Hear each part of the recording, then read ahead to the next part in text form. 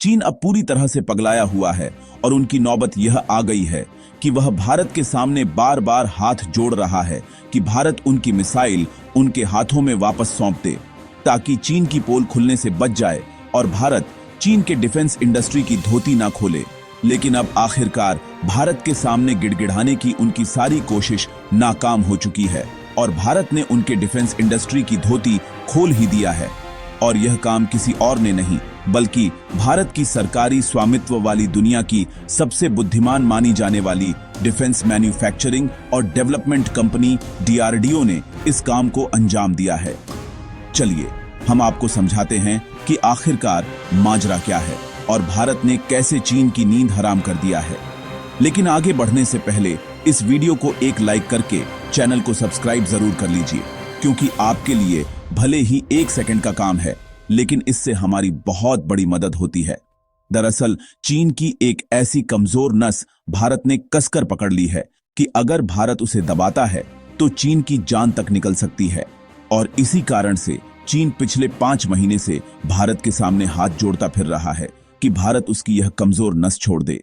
यह कमजोर नस कोई और नहीं है बल्कि चीन के डिफेंस इंडस्ट्री की PL-15 मिसाइल है, जिसके बलबूते वह सभी देशों को डरा धमका कर रखता है।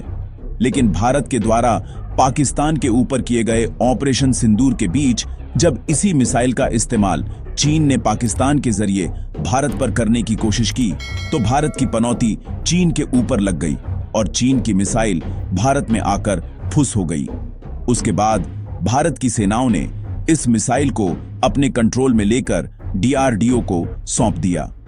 उसके बाद DRDO के साइंटिस्ट ने इस मिसाइल पर रिवर्स इंजीनियरिंग करना शुरू कर दिया। दरअसल रिवर्स इंजीनियरिंग का मतलब होता है किसी तैयार मशीन या हथियार को खोलकर उसके हर हिस्से को समझना, यानी कि उसे बनाने के बाद नहीं बल्कि तोड़कर यह जानना कि अंदर कौन कौन सी तकनीक लगी है और कैसे काम करती है। DRDO के वैज्ञानिकों ने भी यही किया। उन्होंने इस चीनी PL-15 मिसाइल को हिस्सों में बांटकर उसका पूरा एक्सरे निकाल डाला। इस मिसाइल में कौन सा रडार लगा है, कौन सा चिप, कौन सा सेंसर और किस तरह का फ्यूल इस्तेमाल हुआ है, सब कुछ खोल कर रख दिया। और आप रिपोर्ट में भी देख सकते हैं कि फिलहाल की सबसे बड़ी खबर यही है कि चीन अब अपने ही जाल में फंस चुका है, क्योंकि DRDO ने चीन की इस PL-15 मिसाइल का पुर्जा खोल डाला है। अब यहीं से चीन की सबसे बड़ी टेंशन शुरू हो गई है, क्योंकि PL-15 चीन की वो मिसाइल है जिस पर उसका पूरा भरोसा टिका है।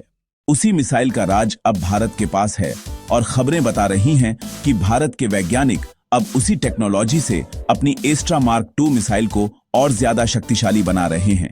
यानी अब भारत चीन की तकनीक को ही उसके खिलाफ इस्तेमाल करने वाला है। आसान भाषा में कहें तो भारत इसका तोड़ बना रहा है, जिसकी आगे उनकी मिसाइल खुश हो जाएगी।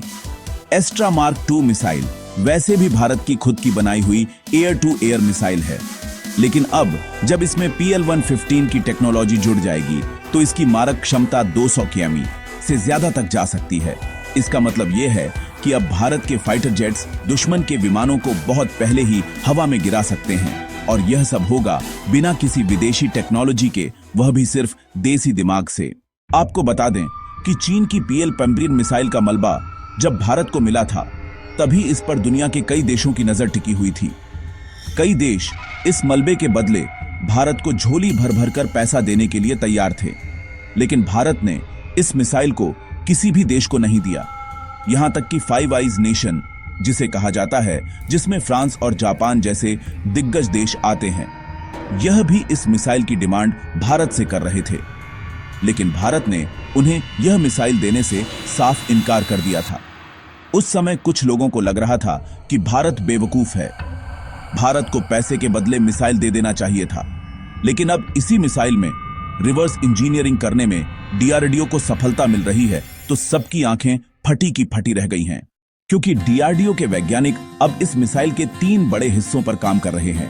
पहला है उसका AESA रडार सीकर, जो लक्ष्य को बहुत दूर से पकड़ सकता है, और दूसरा है उसका लॉन्ग रेंज प्रोपल्शन सिस्टम, जिससे मिसाइल लंबी दूरी तक उड़ान भर सकती है। इसके अलावा तीसरा है उसकी एंटीम टेक्नोलॉजी, जो दुश्मन के सिग्नल को रोक भी देती है और खुद गाइड भी करती है। अब बात करते हैं कि इससे भारत को क्या फायदा होगा। सबसे बड़ा फायदा यह है कि भारत अब किसी पर निर्भर नहीं रहेगा। अगर एस्ट्रा मार्क 2 पूरी तरह तैयार हो जाती है तो भारत न सिर्फ अपने लिए बल्कि कई देशों को भी यह मिसाइल बेच सकता है। इससे भारत के डिफेंस एक्सपोर्ट में तेजी आएगी और आने वाले सालों में अरबों डॉलर की कमाई संभव है।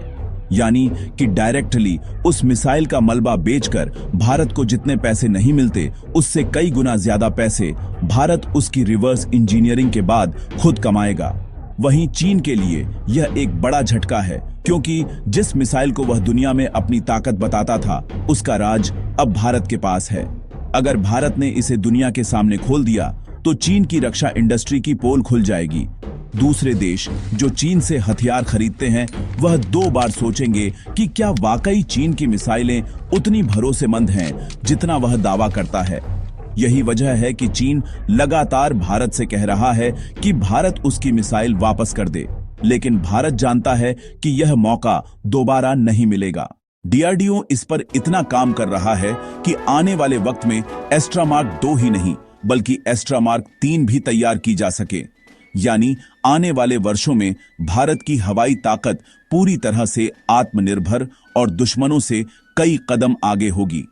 दोस्तों, यह सिर्फ एक मिसाइल की कहानी नहीं है, यह भारत की तकनीकी क्षमता की कहानी है। जो मिसाइल कभी भारत पर इस्तेमाल की जानी थी वही अब भारत की ताकत बन रही है। डीआरडीओ के वैज्ञानिकों ने दिखा दिया कि असली ताकत बंदूक में नहीं बल्कि दिमाग में होती है, और यही वजह है कि आज चीन की नींद हराम है और भारत का हर एक साइंटिस्ट गर्व से खड़ा है। और भारत के लिए यह कोई असंभव काम नहीं है, क्योंकि दोस्तों 1978 में ताइवान और चीन के बीच लड़ाई के दौरान एक घटना ने पूरी दुनिया की मिसाइल तकनीक की दिशा बदल दी। ताइवान के F-86 जेट ने अमेरिकी AE साइडवाइंडर मिसाइल का इस्तेमाल किया। एक चीनी MiG-17 को यह मिसाइल लगी, लेकिन विस्फोट नहीं हुआ और मिसाइल विमान में ही अटक गई। यह छोटी सी चूक बाद में बड़ा इतिहास बन गई। चीनी तकनीशियन ने उस मिसाइल को सुरक्षित निकाल लिया और इसे सीधे सोवियत संघ को भेज दिया। सोवियत इंजीनियरों ने साइडवाइंडर को खोल खोलकर हर पार्ट का अध्ययन किया। उन्होंने देखा कि अमेरिकी हीट सीकर टेक्नोलॉजी कितनी उन्नत और सटीक है।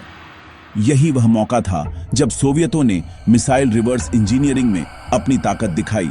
सोवियतों ने साइडवाइंडर की नकल कर K-13 या A-2 मिसाइल बनाई।